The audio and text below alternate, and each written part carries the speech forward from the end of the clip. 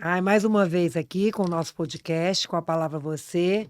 Estou aqui com a Alessandra Câmara, minha sócia. Oi, Bia, que bom, mais um podcast pra gente. É, Cada vez mais especial, eu cada vez gostando mais de estar aqui aprendendo, porque cada entrevistado que vem aqui pra gente é uma aula. e hoje a gente vai aprender. E a gente vai aprender sobre um Muito. assunto que eu acho que as pessoas têm muita curiosidade e que tem que tomar, tem que realmente prevenir para ter uma qualidade de vida boa, porque a gente vai falar de coluna.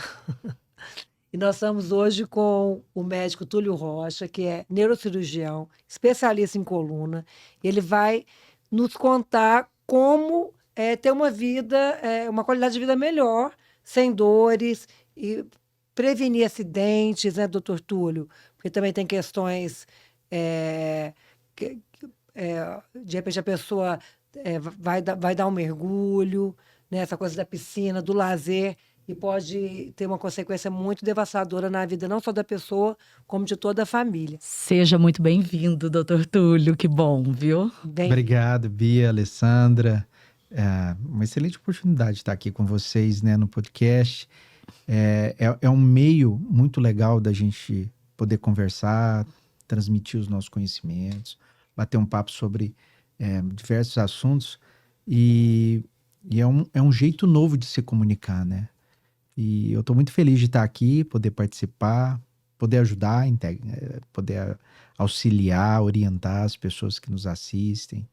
Tomara que seja muito produtivo, né? Não, já está cedo. Primeiro eu quero agradecer o seu tempo, a sua disponibilidade, tirar um médico do seu consultório para vir bater um papo com a gente já é um presente. Então, seja muito bem-vindo, fique à Obrigado. vontade. Nosso bate-papo é de uma maneira leve, informal, em que a gente quer extrair de você todo o seu conhecimento. E como a Bia mesmo começou falando, de tudo que pode ser feito, desde a prevenção até o tratamento mesmo, hoje em dia é uma área que avançou muito, né? A neurocirurgia como um todo. Como é que é atuar? Eu até brinquei com você aqui em off, que eu falo, você nunca gostou de fazer coisa fácil, não? É verdade, Sandra. As pessoas têm uma ideia da neurocirurgia de ser uma especialidade muito difícil. E por ser muito difícil tratar de uma estrutura muito delicada, que é essa parte cerebral, e que se ela estende para a coluna também, é muito comum as pessoas imaginarem que os resultados não são bons. Uhum. Então, sempre que se mexe nessa área, a pessoa tem alguma sequela em que ela vai conviver com isso. Mas não. Graças a Deus, a nossa especialidade como um todo, ela evoluiu muito nos últimos 20 anos e ela se tornou uma especialidade com muita segurança, porque a tecnologia nos ajudou. Antigamente a gente baseava muito em conhecimento anatômico, funcional, mas hoje a gente dispõe de tecnologia avançada que dá segurança nos procedimentos e disponibiliza bons resultados para o paciente. Então, isso foi o que tornou mais interessante a nossa área, porque a gente consegue hoje tratar casos que antes a gente não conseguia. Doutor Túlio, esse avanço é devido a quê? É estudos, é a tecnologia chegando, é a internet ajudando? O que é onde que deu essa virada de chave na neurocirurgia? Eu acho que, como qualquer área de conhecimento, a tecnologia ela é um marco Uhum. para que você possa evoluir. A gente, quando depende apenas de conhecimento teórico, prático, a gente acaba esbarrando numa limitação que às vezes é uma limitação da técnica, do que você usa. E sempre a gente pensa, poxa, cara, se eu tivesse alguma coisa para poder me ajudar, eu iria além. Então, baseado nas nossas necessidades, a tecnologia veio aprimorando peças, equipamentos que podem dar aquele passo a mais para a gente. Então, o conhecimento na área tecnológica, eu acho que é o fator decisivo para isso. E aí, a partir da tecnologia sendo melhorada no nosso campo, E aí também veio a parte de toda de computação, de integrar as coisas. E a internet, para divulgar, para a pessoa poder Aproximar saber, também, para a né? gente ser um pouco mais próximo, porque a gente tem a ideia de que o médico é aquela coisa distante, Inacessível. inacessível. E quando a gente fala, às vezes é muito comum a gente ver na nossa área de neurocirurgia, as pessoas até brincam, né? Que é aquele cara que está muito longe dos outros. E não é. Nós somos pessoas que estamos aqui procurando ajudar da melhor forma. Até o outro médico te vê dessa maneira, não? É verdade. As pessoas acham assim, quando a gente chama assim, aí as pessoas, nossa, o neurocirurgião vai estar aqui. Uhum. Parece que Uma tem assim, entidade. uma entidade. E eu nunca entendi isso, porque eu nunca me vi dessa forma. E as pessoas que convivem comigo, que também são neurocirurgiões, também são pessoas como eu. E hoje, quando você busca conhecimento, novidades, em que lugar que você busca isso? Tem um país que é referência, que está muito avançado? Como é que está essa questão? Como é que está o Brasil, os médicos, a nossa medicina na sua área hoje no contexto? Alessandra, eu vou dizer uma coisa que é uma coisa que a gente já sabe, Uhum. mas através dos anos de neurocirurgia eu tenho 25 anos. Então, é uma coisa que a gente sempre está vendo. Então, eu cheguei nesse ponto de raciocínio que eu tenho agora. Os médicos brasileiros são médicos que são extremamente capazes. Nós não perdemos para medicina nenhuma fora do país. Eu quis fazer justamente essa pergunta por conta disso. São considerados de ponta, né? De ponta. E nós temos sempre expressões em várias áreas de atuação da medicina que são referências mundiais. Uhum. Na cirurgia plástica, na oftalmologia, em outras áreas capazes, cardiologia, neurocirurgia. Então, o que às vezes nos falta, principalmente quando a gente vai para a área pública, é tecnologia, equipamento. Quando você tem disponibilidade de apenas uma ressonância em determinado hospital, escola, e quando eu falo isso, eu falo de hospitais assim ligados a universidades, a faculdade. Nos Estados Unidos você tem uma faculdade, que não é uma universidade, que ela tem à disposição dela 15 equipamentos. Isso para poder ensinar. Isso faz a diferença, porque o raciocínio diagnóstico ele se completa em um tempo menor. Uhum. Então você consegue diagnosticar, dar conduta no seu tratamento e resolver o problema de uma maneira mais rápida. Agora, quando você fala de questão humana, a nossa medicina tem um lado que é muito legal, que é esse lado assim, mais humano, sabe? Uhum. Nós somos pessoas mais colorosas, a gente está Tem uma mais empatia, próximo, né? a gente está mais próximo do nosso paciente. Quando você sai para grandes escolas, principalmente Estados Unidos e Europa, você vê a diferença e ela é assim muito clara. Principalmente quando você está na Europa, Alemanha. As pessoas são frias, elas são profissionais. E aquilo ali é uma relação de trabalho. Uhum. A empatia é bem menor. Uhum. Existe Então, uma barreira ali, um distanciamento mesmo. E é óbvio que a questão financeira faz toda a diferença. Então, nos Estados Unidos, na Europa, principalmente em centros, eu estou falando da neurocirurgia, como a Alemanha, eles têm uma neurocirurgia de destaque porque eles têm muitos estudos. Muitos estudos. A gente observa que o estudo científico nosso, ele é pouco. A gente tem uma mão de obra muito boa. E o que a gente vê é que a medicina como um toda, ela acaba sendo um pouco melhor no Brasil no sentido de atendimento global. Porque nós temos aqui o SUS. Uhum. As pessoas falam muito mal do SUS. Só que o SUS, ele é uma bênção muito grande. É uma porque referência. Muito interessante o senhor falar nesse aspecto, porque, de fato, o senhor estava comentando, antes da gente começar o podcast, que as cirurgias que o senhor faz são cirurgias caras, né? Extremamente caras. E essas cirurgias, elas também são feitas pelo SUS? 100% gratuita. E assim, você imagina, na nossa população, que hoje o Brasil tem quase 200 milhões de habitantes, pensa se a gente não tivesse um SUS que pudesse atender aquelas pessoas que realmente não tem condições de bancar isso de forma particular ou que não tem acesso a nenhum tipo de convênio médico. Onde estariam essas pessoas? Nos Estados Unidos, a medicina é bem diferente. Uhum. Não há medicina Pública, né? gratuita, pública, tudo que você paga. Existem condições para pagamento, eles viabilizam isso, mas você tem que pagar. Não é barato. Não é barato, é extremamente caro. E na Europa nem se fala, mais que nos Estados Unidos. Então, o SUS é uma coisa que a gente precisa muito valorizar. Honrar mesmo. Honrar. E o que falta no SUS é o que falta no resto do país. É dinheiro para a gente poder melhorar a qualidade de atendimento e ser melhor organizado. Mas o SUS funciona demais, principalmente para a parte de urgência e emergência. O SUS funciona. E tu já trabalhou muitos anos, né? Muitos anos, até 2014.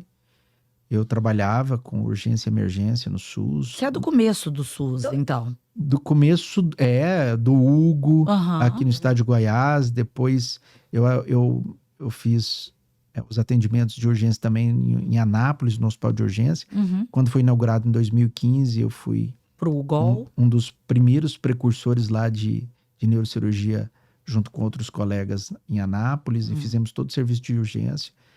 Foi muito legal. Atendimento de emergência, né, de urgência. Quais são os casos mais comuns que chegam nesses atendimentos? Na neurocirurgia, quando a gente fala em atendimento de urgência e emergência, as coisas que a gente mais tem, infelizmente, são os traumas de crânio, são aquelas lesões na cabeça decorridas de acidente de trânsito.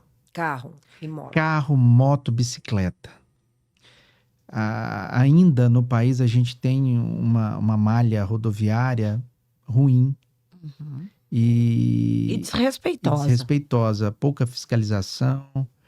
E aí a gente acaba tendo muita urgência nesse sentido. Motoristas imprudentes. Melhorou demais, Alessandra, com a questão dessa intolerância ao álcool e bebida. Uhum. Foi fundamental, então, a mudança na lei. A bebida e a direção. Cara, isso mudou demais. Porque antigamente a gente até brincava. Falava Mas isso só mudou quando começou a doer no bolso, né? Porque só dói quando dói no bolso, né? Não foi uma conscientização, não foi... Mas as pessoas hoje, eu vejo que elas acabam se conscientizando, porque isso é uma educação, claro. E a educação leva tempo. Eu mesma, vou me colocar de exemplo. Hoje eu saio muito mais de Uber, quando eu sei mesmo que eu vou tomar assim, um shopping, 2 shoppings, eu falo, gente, já tô em casa, vou de Uber, pra que eu vou de carro, né? É claro, e antigamente era muito legal você sair. A gente é de uma geração que, vou falar a verdade, a gente sempre dirigia e bebeu. Não, e assim, você saía e já ia ali para um bar, depois você ia para outro. A gente não tinha essa conscientização, por isso que eu falo que é uma questão de educação. Uhum. E essa educação leva um tempo para absorver. São gerações. Gerações. Mas as gerações de hoje, elas já não toleram mais isso. Não. Eu tenho uma filha de 9, um filho de 12 e outra de 15 anos, que eu acho assim, que eles nem pensam nessa questão de direção e qualquer outro tipo de coisa que não seja atenção especial. Exatamente. E a gente tem que dar o exemplo. Então, se você vai no jantar, numa comemoração, que você faz o seu uso moderado de bebida alcoólica, não dirija. Então, que seja uma taça, né? Que seja qualquer coisa. Vá de transporte público, de Uber, numa carona de uma pessoa que não faz uso. Essa questão muda demais. Porque as grandes urgências que você me falava, estava sempre ou na sua grande maioria relacionada a álcool. Certo. E hoje em dia eu imagino também que deve ter relacionado ao uso de celular no trânsito, né? Nossa, demais. Imagino. O trânsito, hoje todo mundo, eu acho que a vida corrida, né? Todo mundo tem as suas prioridades e aí entra no carro e tá dirigindo e resolvendo um monte de problema no celular. Isso acaba tirando a atenção e fatalmente causando acidente. Acidentes de menores portes e até acidentes de grande porte. Na semana passada houve um grande acidente aqui na Avenida T7 com vítima fatal E as testemunhas indicando que o carro foi colidido, é uma colisão traseira, porque ele estava no celular. E ele não viu o carro parado, bateu e acabou falecendo. Então, é uma das situações aí que a gente vê que Aquilo que não era dá. tão urgente para ele, deixou de ser urgente naquele momento. Até falando dessa questão do uso das telas em geral e relacionados à coluna, essa questão da gente ficar assim, ó, nessa posição, ó, né, o tempo todo, atrapalha, influencia na nossa coluna, e como a gente pode reverter isso? Bia, demais. Influencia muito. A gente está experimentando hoje uma nova situação na nossa área, que são as dores decorrentes de uma má postura relacionada à tela. São novas dores. São novas dores. Abre-se um novo capítulo. É um novo Outros capítulo. estudos, a partir... E aí a gente estava falando sempre de tecnologia. A tecnologia ajuda a gente a melhorar a nossa condição, de tratar melhor o nosso paciente, de ter melhores resultados, mas também tem o viés negativo, que é de quando a pessoa não tem uma atenção ou uma educação para lidar com as telas, isso acaba prejudicando. Então, a pessoa começa a olhar no celular e aí fica numa postura, principalmente do pescoço, uma postura Já tô até aqui, ó. muito, muito flexionada, deita na cama e continua mexendo na tela, e aí tem lesões de ombro, tá num carro, tá em qualquer lugar e tá mexendo com a tela. Então, isso passa a interferir na dinâmica da coluna. Então, a gente sempre está pensando na coluna de um modo geral, que a gente tem que ter cuidado com a coluna, com a carga, com o peso. Olha, cuidado com o peso que você vai colocar. Olha, esse peso vai te fazer mal para a coluna. E a gente nunca pensa que a má posição, os vícios de postura, eles são tão danosos quanto a carga. Com certeza. E isso tem que ser corrigido desde a infância, né? Desde a infância. Então, é aquilo que a gente falou da questão de direção. Uma educação com os nossos filhos, que estão muito expostos à tecnologia.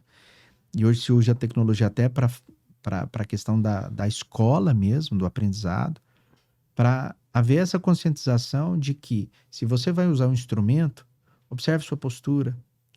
Outra coisa muito importante nesse mesmo sentido até corrigir a minha aqui, gente, é a ergonomia. É a ergonomia do lugar onde você trabalha. É difícil ficar com uma boa postura, né? A gente logo... Difícil. Por isso que, às vezes, a ergonomia do seu trabalho te ajuda nisso. Uma boa cadeira. Invista numa cadeira que possa te possibilitar descansar as pernas, ter encosto de braço, posicionar melhor o seu corpo, ter recosto para o pescoço, para a cabeça. Porque a altura da mesa que você trabalha, tudo isso, ela favorece para que você tenha uma manutenção melhor da sua anatomia. Inclusive também o descanso, né? Que é levantar. O descanso, levantar. As pessoas que têm um trabalho que é bem administrativo, então passam horas sentadas. Existem trabalhos que mostram que, para cada 1 hora sentada, se você levanta e se movimenta durante 5 minutos, o resultado e a performance do seu trabalho vai ser aumentada, com melhor prevenção de lesões para a sua coluna e articulações. Até porque é a circulação mesmo, eu né? fico puxando muita sardinha para o meu lado, falando da área da coluna, mas a gente sabe que as articulações, a circulação, tudo é favorecido quando você está intercalando movimentos, atividades em que você está ativa com atividades passivas. Eu brinco que eu falo que um dos melhores presentes que eu ganhei na minha vida foi o Apple Watch, porque como eu trabalho muito tempo sentado e às vezes isso aqui me absorve que a gente não vê, meu Apple Watch me ajuda muito com isso. De hora em hora, ele lembra que eu preciso ficar em pé, que eu já estou há mais de 1 hora sentada. Um copo d'água. Ele me lembra de beber água, ele me lembra de respirar, ele me lembra de meditar. Todas são funções que estão aqui. Não fui eu que coloquei, ele já veio assim e eu deixo todas ativadas, que eu falo assim, olha, eu não fiz uma respiração a gente, hoje às vezes, melhor. esquece até de comer. A gente a vida leva a gente E para essas caminhos. pequenas lembranças são fundamentais.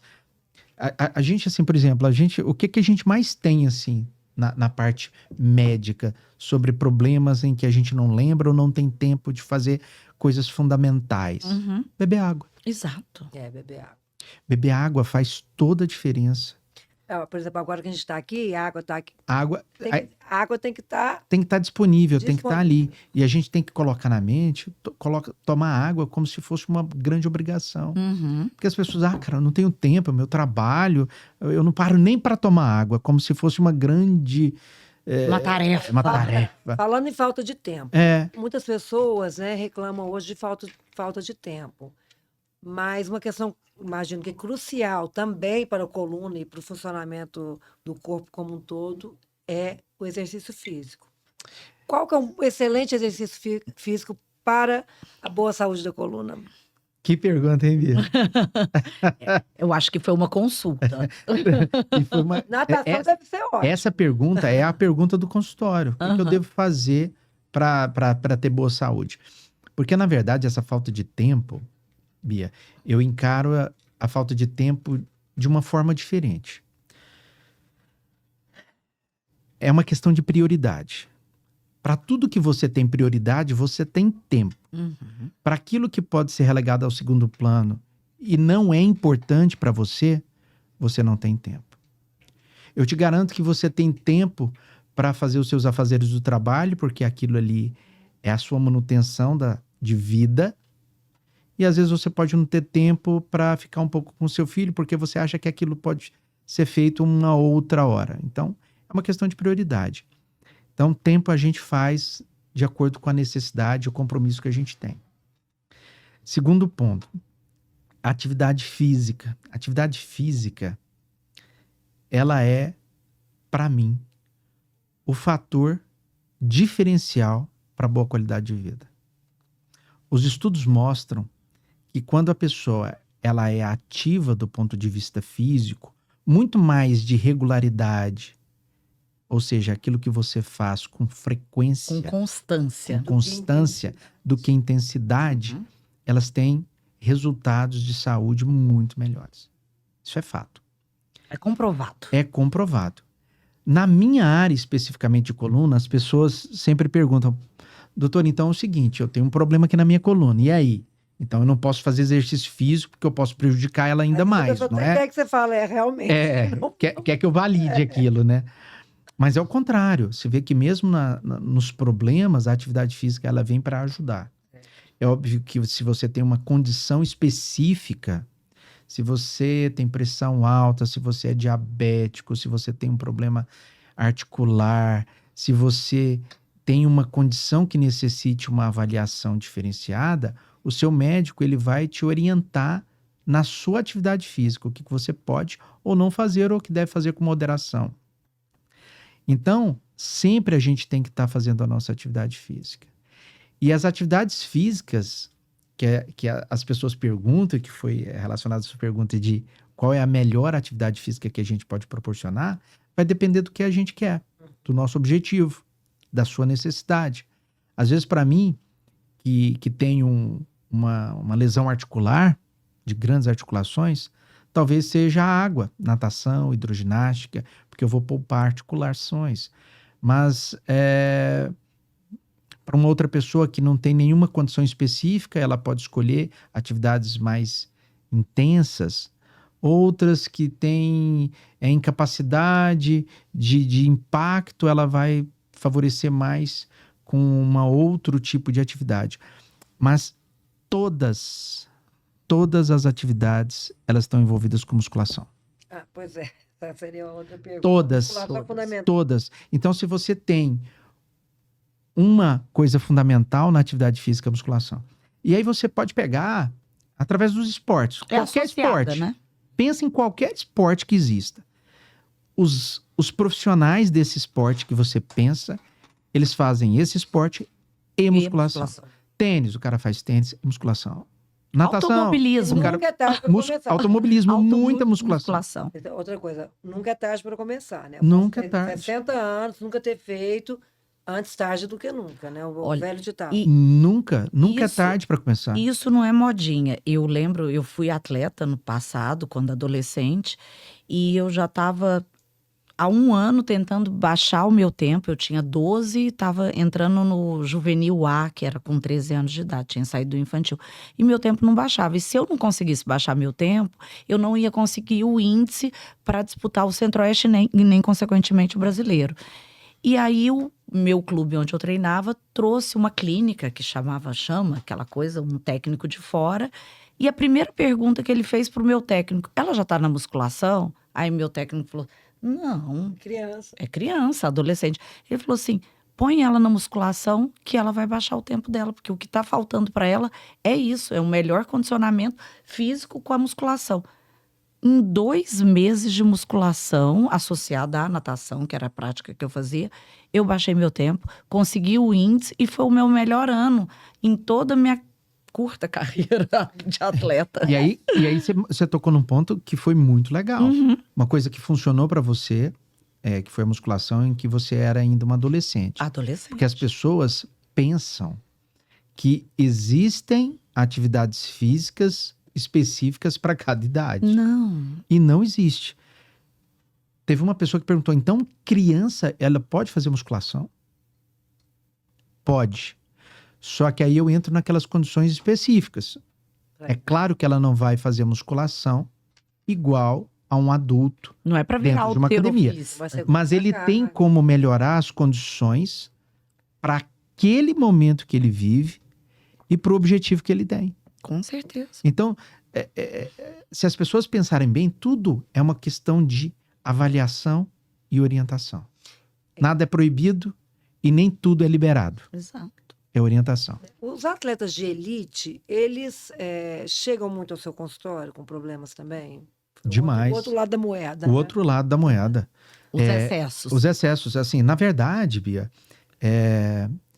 além dos estudos científicos, houve uma reportagem do Sport TV, há alguns anos atrás, onde eles mostraram que o alto rendimento não é saúde. Uhum. Não é saúde em nenhum esporte. Porque aí você já leva o seu corpo ao máximo, Ao extremo. ao Mas extremo, não, né? onde ele não está preparado para isso, não foi feito para isso. É. Então, por Prova isso que disso são os atletas que os encerram atletas. a carreira muito cedo, com dores horrorosas, né? dores horrorosas, Lesões. com lesões, Os porque bailarinos também, né? tudo que você exige seu corpo à exaustão, ele te cobra um preço. A gente, vamos usar como exemplo, Pelé, com 32 anos, ele encerrou a carreira dele como Ficou jogador de futebol. E morreu com sérios problemas de quadril, de todas as lesões provocadas pelo excesso de... E todo esporte é assim. Então, alto rendimento é um outro capítulo. Não serve para essa conversa que a gente está tendo. Uhum. E eu tenho grandes atletas que tratam comigo. E aí a abordagem é um pouco diferente, porque esses atletas, eles naquele momento, eles buscam não a resolução do problema. Eles querem ficar aptos para Eles querem continuar continuar. competindo. Pro vício. Para continuar competindo. Então, assim, é um outro viés. Mas alto rendimento é sempre uma coisa bem... que assim, não é recomendável, né? É legal você competir. E é claro que se for um atleta de elite e às vezes você ter a sua independência financeira decorrente disso, é uma maravilha. Mas pode ter certeza que o preço vai chegar. E os atletas de final de semana, aquele boleiro de sábado? São os piores. Esse São lesiona. os piores, são os piores. São os piores. Essa questão de lesão que você me falou, Uhum. hoje está muito em voga o CrossFit, né? Já vem há algum tempo. E ela continua ainda ali no topo, junto com o beach tênis, Agora que é a nova moda dos esportes. Mas, assim, essa questão do CrossFit, as pessoas sempre... tem uma imagem negativa do CrossFit, né? Uhum. CrossFit lesiona, CrossFit é horrível. Meu Deus, você tá fazendo CrossFit? Meu Deus, larga, porque já Você vai machucar. você vai estar lesionado. E aí, isso não é verdade, obviamente, não tem nenhum fundamento. E tem até um estudo europeu de 2017 que fez uma avaliação dos esportes mais comuns, dentre os quais o CrossFit, e ele avaliou o grau de lesionamento dos atletas nesses esportes. E ele não entrou nem no top 10. Nossa, então os crossfiteiros hoje vão ficar felizes. Quais são os esportes que mais levam? Falam. Aí que vem o chocante quando você vê esse trabalho. Primeiro que mais lesiona, futebol. Imagina. O nosso futebol. Porque o soccer, porque o futebol americano mesmo, ele lesiona, mas ele tem uma outra abordagem. Mas o futebol, o nosso futebol... Até pelo número de praticantes, né? Voleibol. Olha. Basquete. Vamos falar que peteca também. A peteca entrou no 11º lugar. Olha. Sabe por quê? Todos esses esportes são esportes praticados por atletas de fim de semana. Uhum. Aquele cara que, não, vou bater uma bolinha. E que não faz a musculação para dar uma sustentação. E aí ele não tem. Ele não tá tendo. E assim, aí você vê muitos lesionados porque é aquele cara que não tem atividade física regular. Uhum. Ele não tá bem condicionado. E ele vai se expor a uma atividade física. E na hora ali, o instinto de competição fala mais alto. Normalmente esportes de grupo, né? De grupo. Os coletivos. E aí ele acaba se lesionando. E aí, às vezes, é uma lesão ruim e o cara fica parado meses porque não teve um preparo antes. E um outro problema que a gente está vivendo agora, mais do que esses caras do final de semana. A medicina ainda está fazendo estudos, está muito recente, mas já se falam, isso já tem alguns dados científicos, ainda não tem grandes trabalhos, mas dados de que a Covid... Deixou sequelas. Ela deixou algumas... Eu não diria sequelas, mas algumas facilidades de você ter problemas que originalmente talvez você não teria. Deixou portas abertas, seriam Como isso? Portas abertas.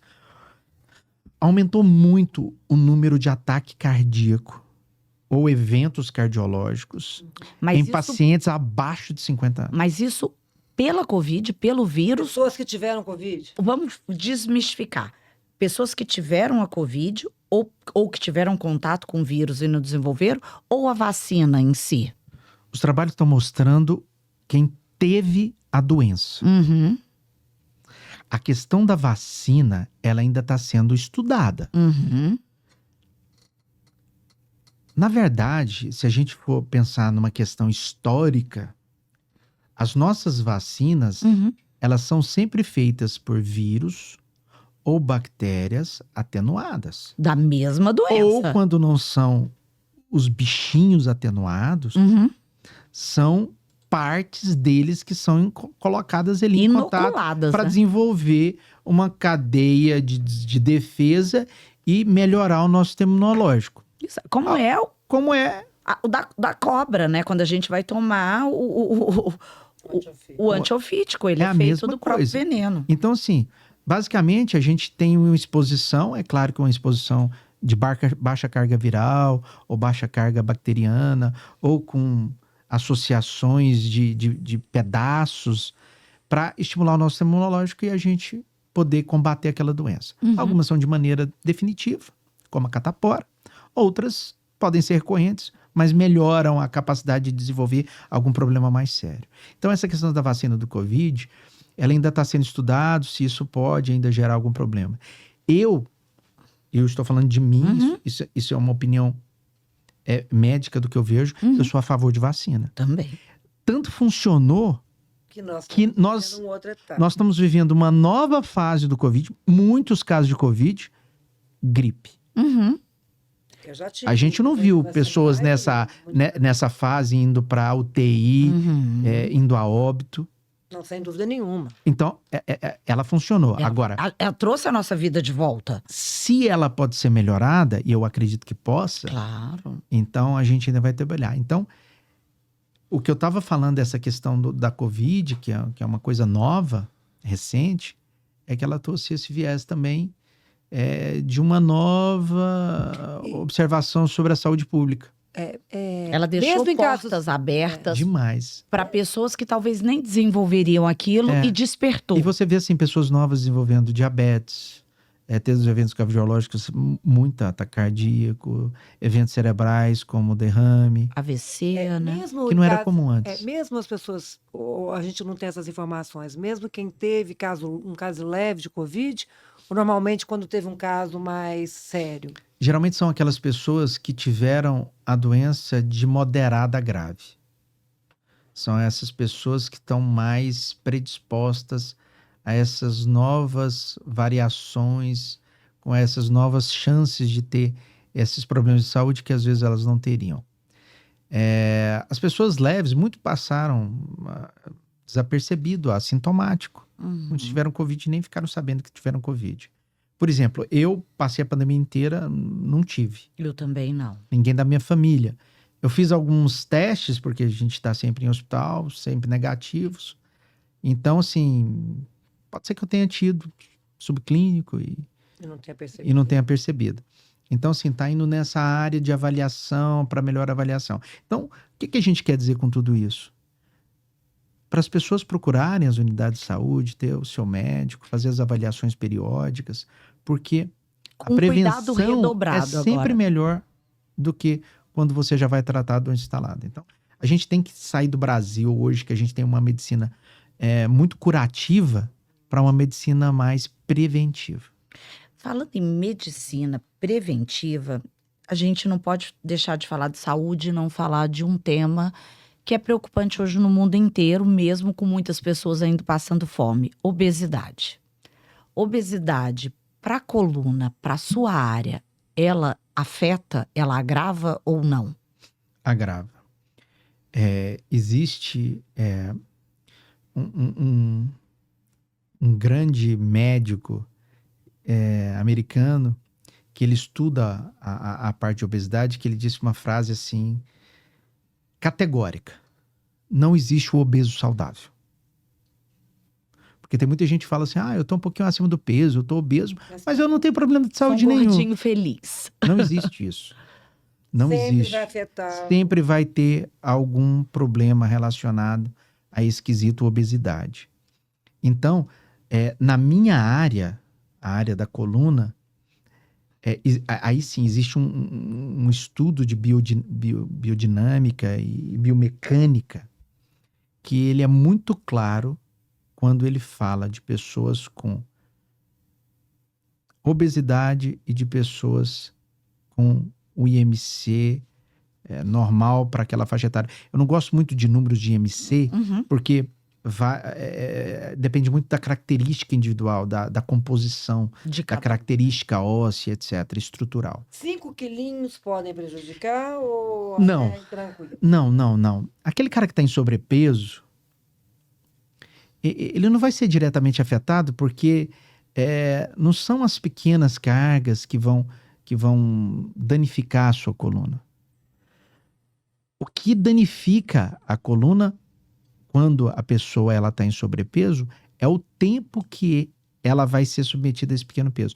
Porque às vezes a gente tem uma baixa carga que é aplicada durante um tempo prolongado, ela vai causar um estrago tão grande quanto aquela grande carga aplicada num tempo pequeno. Agora, a situação dos obesos é fato. Quem tem vai ter problema relacionado à parte articular. E a coluna nossa nada mais é do que uma série de articulações encaixadas. Então, problema de coluna quem tem obeso é fato. E aí a gente tem que promover que essas pessoas elas passem a olhar isso com outros olhos. As pessoas ficam falando de gordofobia, não tem nada disso. Nada disso. O que a gente quer é que as pessoas procurem dar uma atenção especial à sua saúde antes de desenvolver o problema. Que é muito mais fácil antes do que depois. E desde a primeira infância também, Desde né? a primeira infância. Porque a obesidade, quando ela já vem de a criança gordinha, fofinha mesmo. Eu sempre fui uma criança magra e minha avó portuguesa achava que criança, para ser saudável, tinha que ser gorda. Nossa, você tirou as palavras da minha boca. Porque antes, né? A minha avó falava assim, nossa, o cara tá ali gordo, tá sadio. Tá bonito, né? Tá sadio, tá gordo. Então era um sinônimo de que estava saúde. bem É. alimentado e não tem nada a Eu ver, né? chegava na casa dela pras férias e ela olhava pra minha mãe, né, e falava assim: não tá dando comida pra Mas- essa menina? E a tendência ao longo dos Pra anos. casa do vó, né? E a tendência ao longo dos anos é a gente ganhar peso, né? Então, realmente, a vigilância é constante, É. né? A cada ano que se passa, a gente tem mais dificuldade em voltar à estaca que a gente considera ideal. Com certeza. Então, não pode descuidar. E realmente emagrecer é muito difícil. Emagrecer e manter é muito difícil, Emagrecer né? é fácil, o problema é manter, né? Acho que as duas coisas são difíceis, agora manter realmente Porque hoje as Glória. pessoas, assim, eu sou contra, né? Mas as pessoas, elas buscam emagrecimento rápido. E elas conseguem, né, a maioria das vezes. Porque hoje a gente tem uma série de coisas que favorecem Sim. isso. Falando, Agora, manter é hábito, é falando, disciplina. falando fazer em exercício, obesidade, comer pouco, em né? sobrepeso, hoje eu vou fazer essa pergunta, mas não é ela, porque eu quero chegar na que eu quero fazer. Quem te procura mais com problemas de coluna, o homem ou a mulher? Isso é um dado estatístico. Estatístico. Eu vou te Uhum. falar por quê. Proporção de 3 mulheres para cada homem. Tem a Então, ver com a 3 vezes gestação? maior. Não tem a ver com a gestação. Porque é um peso que a É gente porque a mulher é ganha muito sobrecarregada. rápida. É porque a mulher é sobrecarregada. Bia, se minha mulher ver esse podcast, eu tô enrolado. Não é? A mulher é sobrecarregada. É. Não a sua. Não a minha. Tadinha. Ela é sobrecarregada. Tô brincando. Nossa. A carga da mulher. A mulher absorve o trabalho dela e absorve muito as coisas da casa. Filhos. 90%. Então, assim, chega a ser desumano com a mulher, sabe? Enquanto o homem, E é por esse motivo que historicamente... a mulher está no seu consultório? Não. Aí é o seguinte, 3 para 1? a proporção é de Ah. 3 para 1. Então, 3 vezes maior o número de mulheres do que de homens. Isso é uma questão mesmo genética, de capacidade estrutural. A mulher, ela tem uma resistência corporal menor do que a do homem. Isso é uma questão De musculatura. de musculatura, ossificação, articulação, de estrutura. Então, Fisiológico. é fisiológico. E com a idade E ainda com a agrava. idade piora porque a mulher tem a questão da menopausa. A menopausa é um evento hormonal. Uhum. E a questão hormonal nossa é muito importante para o nosso corpo. Quando a parte hormonal ela está descompensada, que é o que acontece na menopausa, e por isso que os ajustes necessários a essa época são fundamentais, porque isso traz outras consequências. Então, a mulher acaba tendo um prejuízo maior a partir dessa idade. E com a longevidade agora, como a gente está vivendo muito mais tempo, Muito isso mais se tempo. agrava por Isso mais se tempo. agrava mais. Antes a gente observava pouco justamente por isso, porque a expectativa de vida era baixa. Minha avó morreu com 52 anos. Antigamente, uma pessoa de 60 anos estava velhinho, pronto Sim, para morrer. Minha mãe hoje está com 77. A filha dessa mulher, ela já viveu 25 anos a mais que Hoje, a mãe dela. 85, a maioria das pessoas estão aí bem, Uhum. graças a Deus. A minha mãe tem 79, tá super bem. Ativa, né? Então, super mais mulheres do que homens. Agora, A gestação é uma coisa que requer um cuidado para a coluna, para a postura na época. Porque o que a gente vê de mulher com a mão nas cadeiras, como diz, Você fazia reclamando que não dorme, que não aguenta aquele peso. Eu já cheguei a ver amigas que tiram uma criança até antes da hora, porque ela não aguenta aquilo mais. Que ela falou, cheguei no meu limite, eu tô ficando louca, eu já vou lá tirar. é uma questão de mecânica, né? A gravidez, De fato, sobrecarrega. de fato, sobrecarrega, mas veja bem, tudo que é natural,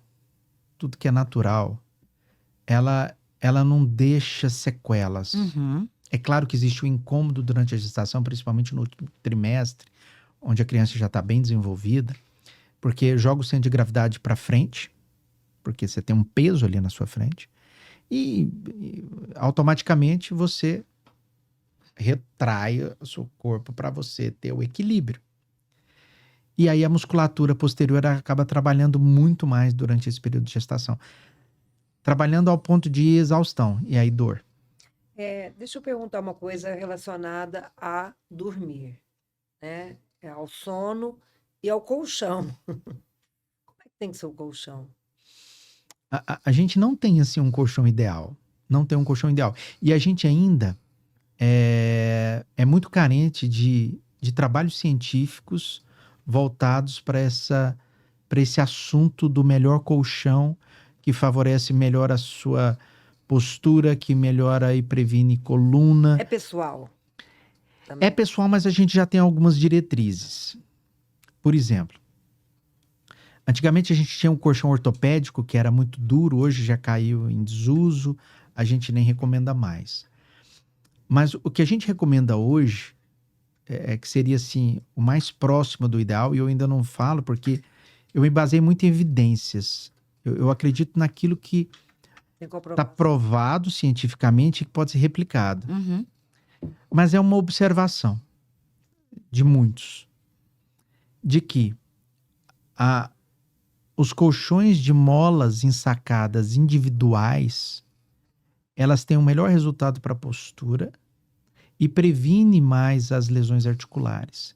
Porque se você tem molas que são independentes e que ela vai se ajustar ao seu corpo para que você tenha uma postura ideal, ela é muito mais inteligente do que se você tem uma tábua onde você tem o contorno do quadril, você tem o avanço do tórax, que são curvas naturais que a gente não cabeça, né? consegue ter uma boa postura numa mesa dessa, numa madeira.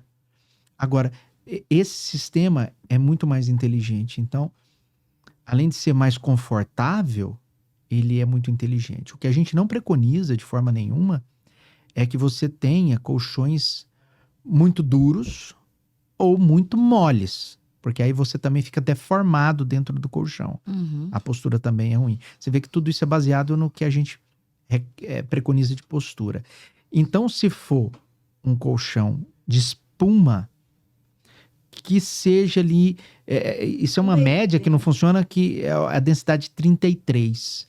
Ele tem uma densidade de compactação do colchão, Uhum. da espuma. A D33 é aquela que atende mais quase todos os biotipos. Mais adaptável. E ela favorece essa postura E o também. travesseiro? Alto ou baixo? Nem alto nem baixo. Travesseiro, sim. Aí tem estudo de biomecânica nele. Que mostra que o travesseiro ele tem que ser a altura entre o seu pescoço e o ombro. Então, o tanto do seu ombro com o pescoço é a espessura que vai ter o seu... esse espaço. É para que você mantenha a sua coluna cervical, o nosso pescoço, alinhado. Uhum. Se você tiver um travesseiro muito alto, você vai estar fletido. Se você tiver um travesseiro muito baixo, vai ficar flexionado. Então, as curvas ruins... É uma ciência mesmo. As curvas ruins, Até- elas vão te prejudicar. Até achar... E eu acho que a gente vê isso na prática E mesmo. dormir Você- na rede? Às vezes você vai na casa assim, você vai numa chácara, na casa de alguém, e aí você dorme num colchão, num travesseiro muito baixo. Aí você fala, pô, cara, no outro dia você tá Ou lá porque muito ficou alto. muito assim. Uhum. Ou se ficar muito alto. Aí você fala, nossa, esse colchão era alto, esse travesseiro era alto demais. Então você vê que realmente se você tiver ali um meio termo que você consegue encaixar o ombro e manter o pescoço alinhado, É o ideal. é o ideal. E dormir na rede? Nossa. É uma delícia, né? Maravilha. Maravilha desde que... Gente, o ser humano, ele é adaptativo, né? Uhum. Então, se a gente fosse falar isso aqui na região norte, nordeste, onde as pessoas hábito. têm o costume, têm um hábito desde pequeno de dormir na rede, é tudo ok. Eles se sentem bem com isso. Aham. Mas do ponto de vista anatômico, não é legal. Não é legal. Pode ser confortável para quem tem hábito, às vezes ali, depois do cultural. almoço, cultural. Você tem uma chácara, tem um lugar na sua casa que Final você de gosta semana, você dá de uma colocar ali, relaxada, né? dormir ali 20, 30 minutinhos. Bacana demais. Não tem Não, problema. pro cochilo é bom demais. O cochilo é muito bom. Nossa, É que fresquinho. delícia. Agora, se você falar que vai dormir numa rede como Com A noite constância. toda. para repor as suas energias, não é bom porque do ponto de vista anatômico aquilo ali é uma tragédia. Tragédia, porque você fica todo, né, emborga. Todo Não, torto. a postura é muito ruim na rede. Aham. Então ela serve como É lazer. lazer ou então alguma coisa assim para resolver o seu problema imediato, Uhum. mas não para ser uma coisa duradoura. E a gente está falando de prevenção, a gente já falou. E eu queria te entrar numa área da medicina que vem sendo muito falada, que é a regenerativa. Ela chegou na neurocirurgia? Essa parte de regeneração, Alessandra, é um assunto ainda muito novo na medicina. Muito novo. Muito já se pesquisa, assim, rios de dinheiro da indústria farmacêutica, dos grandes laboratórios, das partes clínicas, elas acontecem nesse sentido de melhorar a capacidade de regeneração de qualquer parte do corpo. Uhum. Mas ainda não é uma realidade. Ainda não é uma realidade. Não está aplicada ainda. Não é aplicada ainda. Mas você vê isso um futuro? É o futuro. É o futuro. Hoje, o que eles trabalham muito na engenharia genética, na parte de coluna, é a parte de regeneração do disco. O disco é aquela estruturazinha, aquela cartilagem que fica entre um osso e outro. Que é onde dá a hérnia? Que você É onde fala? dá a hérnia de disco. Então, é o nosso amortecedor. Uhum. A grande maioria dos problemas de coluna, em sua maioria, eles estão relacionados ao disco. Uhum. Porque o disco vai desgastando com o tempo e tem pessoas que desgastam muito mais precoce. Então, a medicina, ela está tentando mexer nessa parte, a engenharia genética, de regenerar disco. Porque se a gente conseguir regenerar disco, a gente consegue um avanço, assim, brutal. Vai melhorar uma grande parte de todos os problemas que a gente tem. E em todas as áreas estão nesse sentido, mas ainda não é aplicável. Tanto é que a gente sempre vê, fizeram uma cirurgia e colocaram células tronco, papapá. Experimentais, ainda não tem assim, uma aplicação, uma validação internacional da comunidade científica, mas vai ser o futuro. Vai ser o futuro. E eu acho que não é um futuro distante. É porque os estudos estão todos muito mais rápidos, Muito né? mais rápido, a gente tem tecnologia que ajuda, então assim, não é um futuro distante. Eu acho que é um futuro bem palpável. E isso vai trazer ainda mais longevidade pra gente. Pensa longevidade Com qualidade de vida. e pensa assim, muitas coisas que hoje a gente tem problema, que a gente não consegue solucionar. Como Uhum. um acidente, como na cervical. Perfeito. A pessoa tem um acidente, quebra o pescoço, tem lesão na medula e fica tetraplégico. Uhum. Não tem solução para isso hoje. Não tem. Lesão medular completa é igual paraplegia permanente, sequela neurológica. Então a pessoa vai ficar aí com isso pro resto da vida. Mas há uma luz no fim do Nossa, todos os estudos estão para regeneração de tecido neurológico. Que vai voltar a trazer a Seria- comunicação, né? A Que comunicação, é onde se perde a porque o ruptura. tecido neurológico é o único do nosso corpo que não se regenera. Nossa, isso seria assim, maravilhoso. Pensa se a gente conseguisse regenerar isso, a pessoa hoje tetraplégica, ela vai voltar a ter suas funções normais. Pensa o avanço disso. Nossa, Coisa pensa mais o benefício. positiva de se ouvir. É de causar. Assim, é uma coisa. Já existem estudos, cirurgias experimentais em que falaram que a pessoa tinha um problema, já voltou a andar.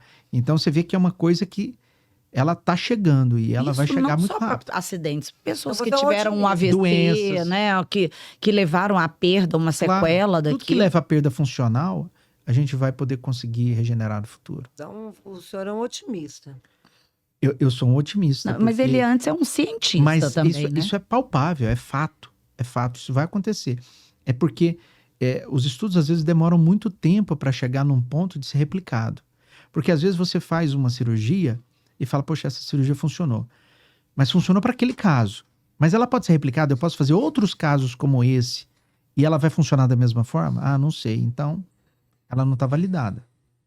Porque tudo que a gente busca dentro da medicina é saber se o que você conseguiu, ele tem significância. Por exemplo, você tem dor. De 0 a 10, você tem dor, onde 0 é a ausência de dor e 10 é a pior dor que você pode sentir. Eu tenho dor 9. Poxa, uma baita de uma dor. Aí você faz um tratamento e o cara chega para avaliação. E agora, depois do tratamento, como é que tá a sua dor? Minha dor tá 7. Melhorou? Melhorou. Do ponto de vista de avaliação, melhorou.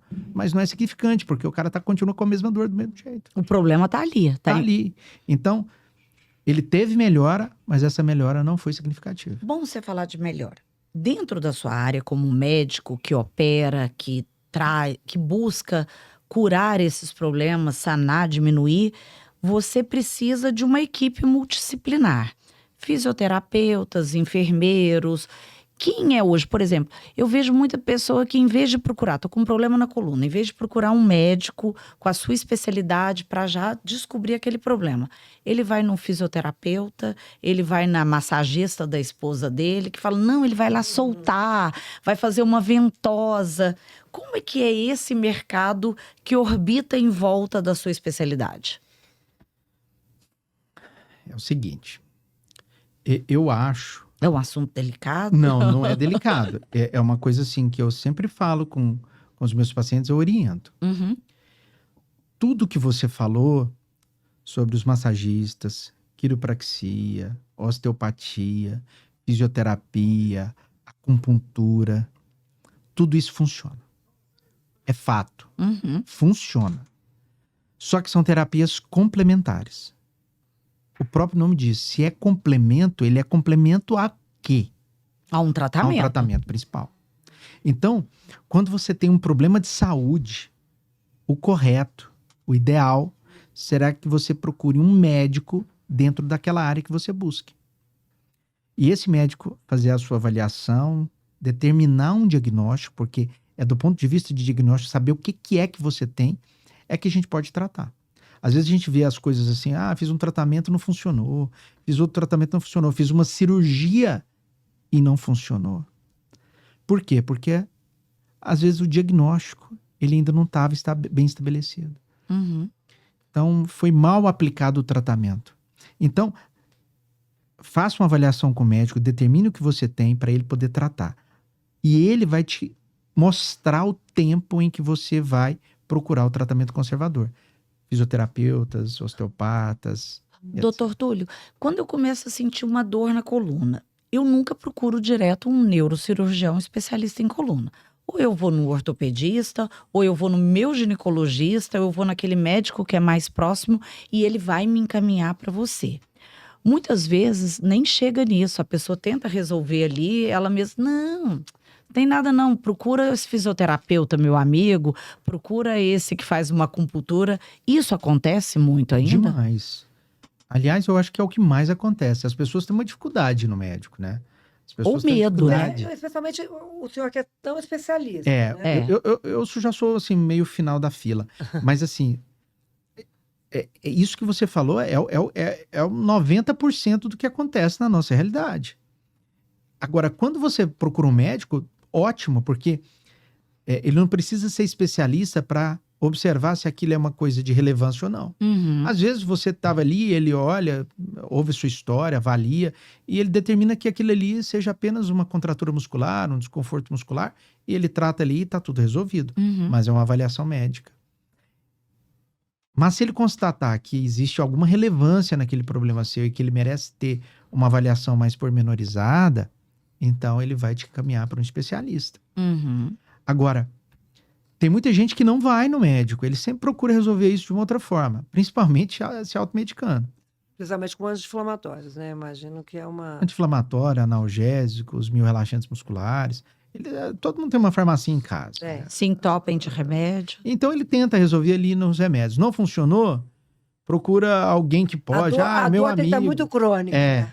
E tem sempre aquele cara assim, né? Não, meu vizinho tava do jeito que você tava. Aí ele foi no fulano resolveu o problema dele. E a gente observando, andando na rua, eu como leiga, eu vejo cada vez mais clínicas de coluna lá, não sei o que da coluna, taranã da coluna.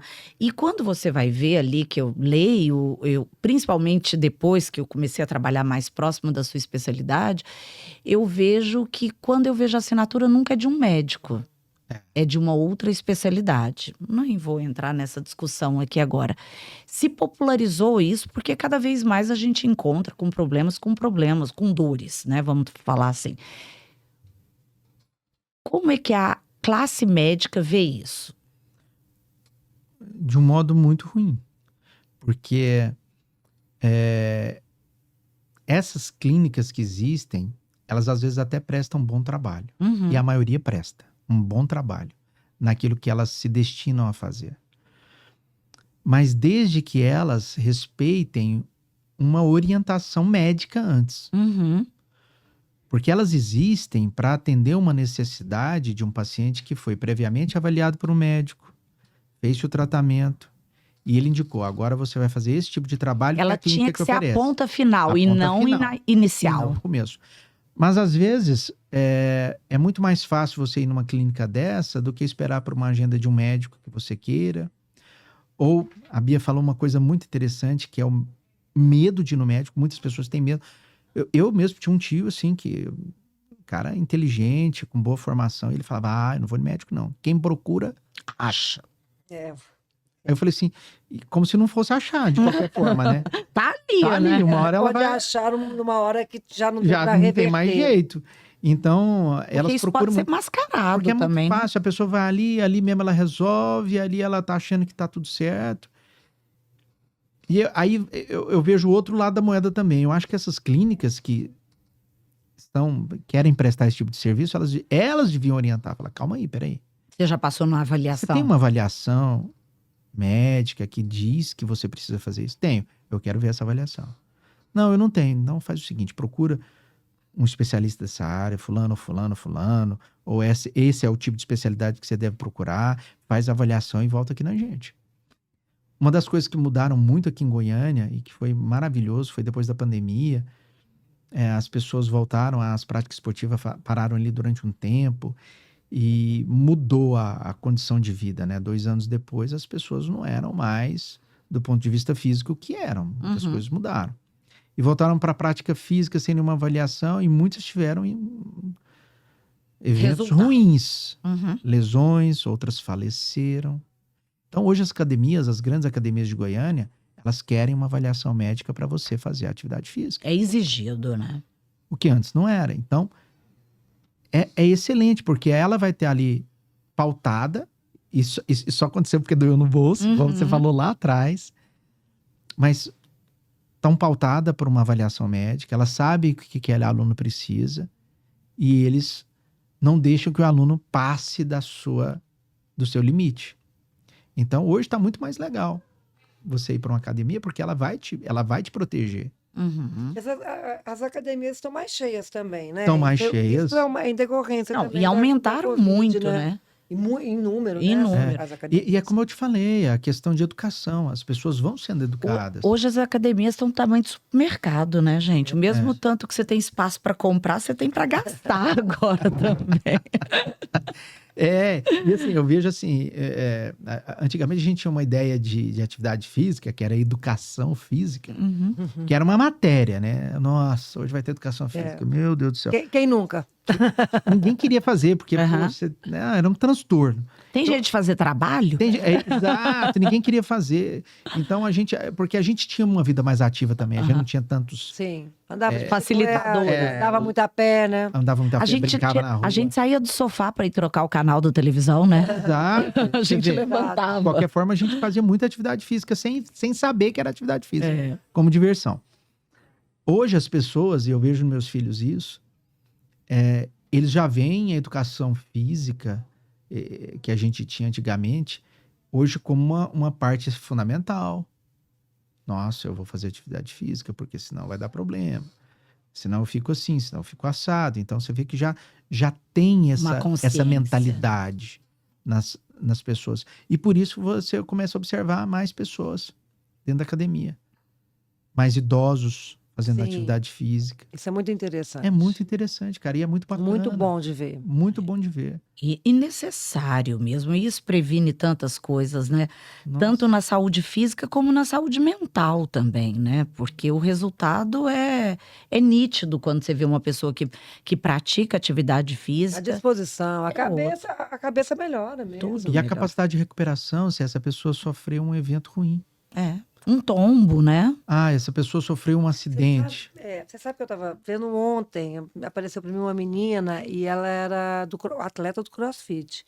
E ela teve um AVC isquêmico. E ela fala, ainda bem que eu era uma atleta do CrossFit, que a recuperação dela, assim, impressionante. É claro que ela não é a mesma de antes do acidente. Não tem a mesma performance. Mas, a nossa, ajuda recuperação demais. Você vai tratar uma muito- pessoa que tá ali bem do ponto de vista cardiológico, pulmão bacana, musculatura adequada. É claro que a recuperação desse paciente vai ser melhor. Claro. É óbvio. Não, para tudo, Então, pra gente. Pra pra qualquer tudo. evento, Pra né? qualquer evento. Até o pós-parto de uma mulher que sempre fez atividade física, para uma mulher que teve uma vida sedentária, a disposição dela do pós-parto e o corpo dela retorna muito mais fácil quando ela tem uma prática Não, esportiva verdade. constante. Até na menopausa, né? Mulheres que são ativas têm uma menopausa muito mais, passam pela menopausa muito mais tranquilamente, né? Uma mulher que Muito faz mais exercício. tranquilamente, porque a atividade física regula essa parte hormonal. Então, tudo que você faz da atividade física, ela beneficia o seu corpo. E a função também. Então, não é uma questão estética, é uma questão funcional mesmo. Olha, de tudo que a gente conversou aqui, eu já tô capaz de dar 3 dicas para as pessoas.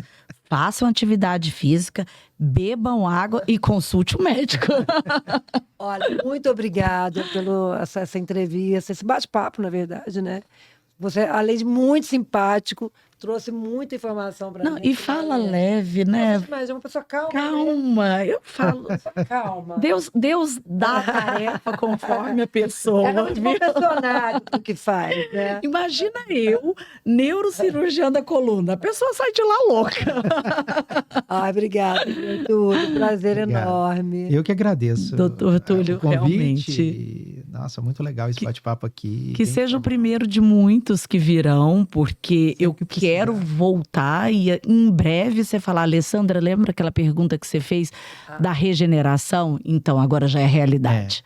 A gente sempre tem uma coisa nova para falar, né? Ah, com A gente certeza. sempre tem uma E para aprender. para aprender. A gente mais aprende do que ensina, né?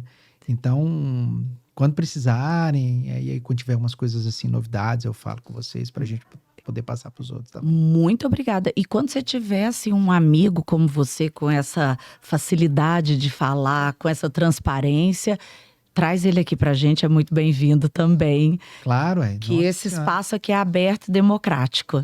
E o espaço maravilhoso, né? E a próxima nossa entrevistada, eu quero que seja... Muito legal o espaço. Eu quero que seja a Renata, para poder falar sobre conviver com o neurocirurgião da coluna. Como é que é essa vida? Essa coluna, menina.